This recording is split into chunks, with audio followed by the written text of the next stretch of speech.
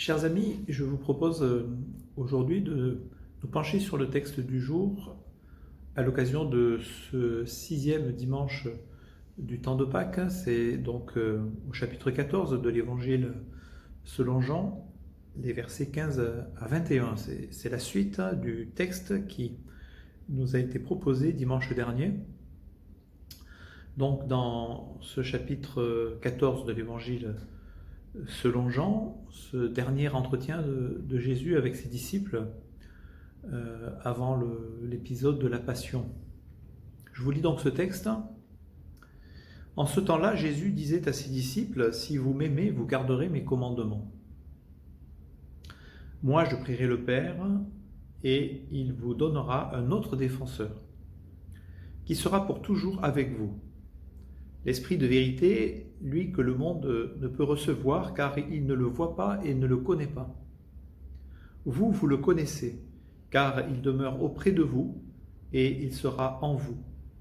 Je ne vous laisserai pas orphelin. Je reviens vers vous. D'ici peu de temps, le monde ne me verra plus, mais vous, vous me verrez vivant, et vous vivrez aussi. En ce jour-là, vous reconnaîtrez que je suis en mon Père, et que vous êtes en moi, et moi en vous. Celui qui reçoit mes commandements et les garde, c'est celui-là qui m'aime. Et celui qui m'aime sera aimé de mon Père, moi aussi je l'aimerai, et je me manifesterai à lui. Jusqu'ici, la parole de Dieu.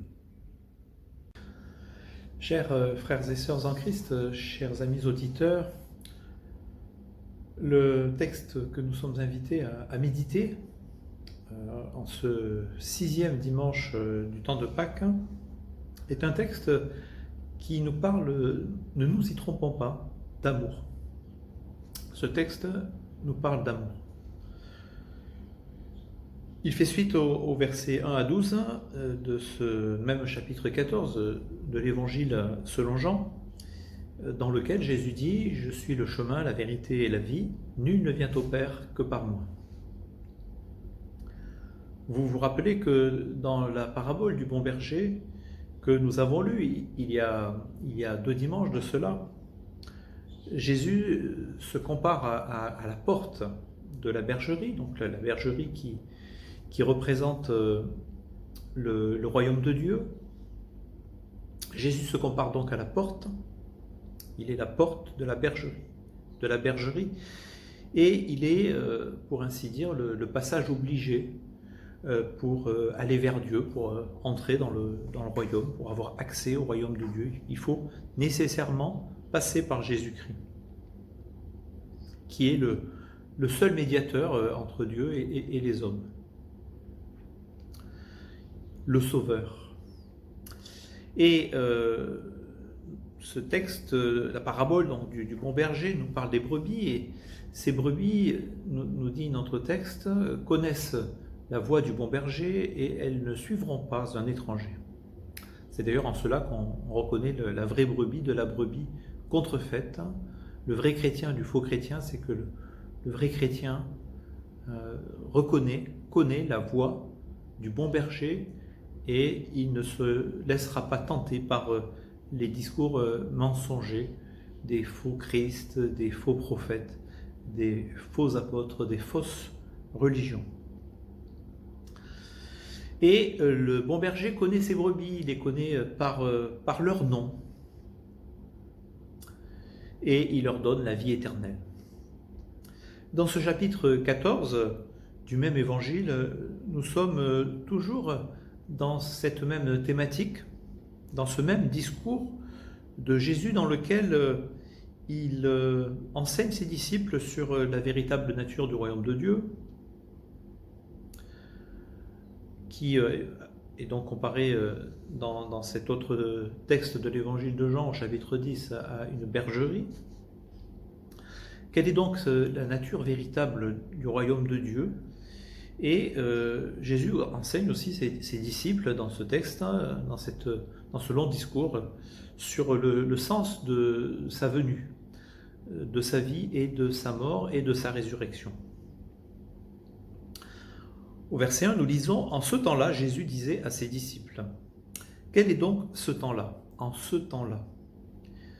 Il faut savoir que nous sommes ici au soir du jeudi saint, après l'épisode du lavement des pieds, et Jésus s'entretient longuement avec ses disciples pour la dernière fois, et il leur parle de son Père et de la relation qui l'unit à son Père. « Moi et le Père, nous sommes un », dit-il.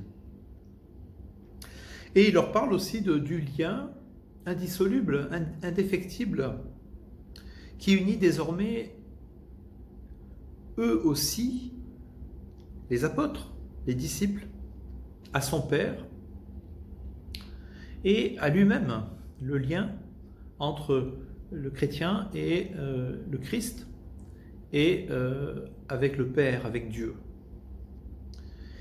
Et ce lien, rien ni personne ne saurait le détruire. Et ce lien est un lien d'amour. La nature de ce lien, c'est l'amour.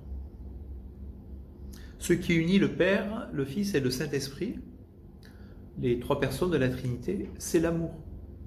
Et ce qui unit les croyants à Dieu, Père, Fils et Saint-Esprit, c'est l'amour. De telle sorte que l'on peut dire que la vie chrétienne consiste à marcher dans l'amour. L'amour de Dieu. Tout d'abord, tu aimeras le Seigneur ton Dieu de tout ton être, de toute ta pensée, de tout ton cœur, de toute ta force.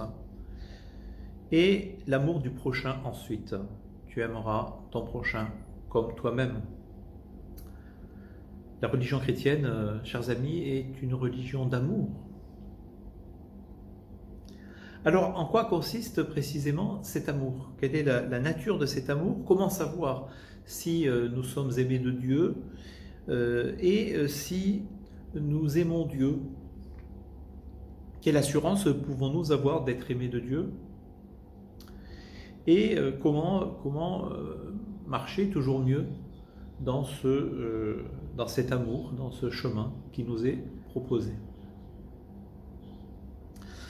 Notre texte répond précisément à ces questions et c'est dire l'importance de celui-ci pour nous aujourd'hui qui vivons dans un monde où il est bon ton d'être dur, où on nous exhorte d'être